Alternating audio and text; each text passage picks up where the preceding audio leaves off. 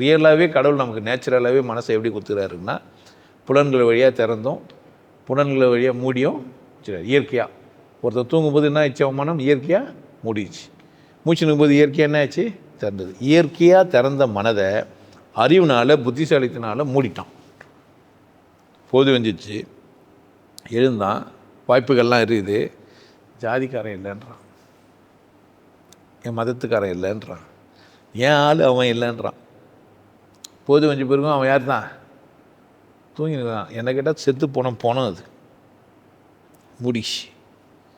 இப்போ பிள்ளைங்கள்லாம் கடவுள் திறப்பு விட்டார், எழுப்பு விட்டார், இன்னும் கொஞ்ச நேரம் பார்த்துனுங்கிறான். எழுந்து சரியாக வேலை செய்யறதில்ல, செய்த செய்யலை திரும்ப செய்ய பார்க்குறான், செவ்வனே செய்ய முடியல. யார் தான் அவர்? திறந்த பிறகும் 3 அவர் தான் மனசை. அப்படிதானே?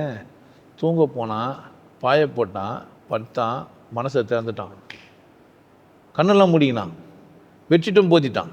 இப்போ எவரோ ஒரு ரீட்டாவையோ இல்லை கீதாவையோ இல்லை சீதாவையோ இல்லை வேதாவையோ கூப்பிட்டுக்கினான், இல்லை கடனோ பிரச்சனையோ கூப்பிட்டுக்கினான், தொன்னு பேசிங்கிறான். போதும் வெஞ்சிச்சு.